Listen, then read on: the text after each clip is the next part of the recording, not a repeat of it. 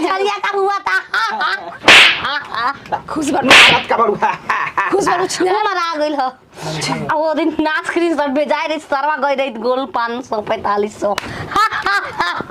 4500 ये सर जी निकले रे आधार कार्ड से पैसा 500 निकालल से 5000 हम जानते हैं 1 नंबर ना 3 नंबर लागल बा तोरा हां चल हम चलो पानी तनी एक बार 3 हम कहां जाई अनलिमिटेड बाबा ये तारा सर जी हम कहां जाई सर जी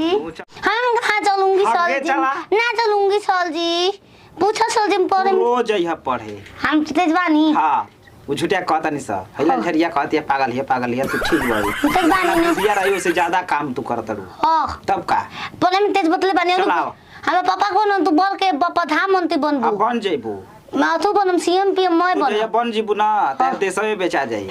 दूसरा देश का के राज कर बढ़िया अपन देश के बेच के अमेरिका बना दे तू देख रही हो चलो चल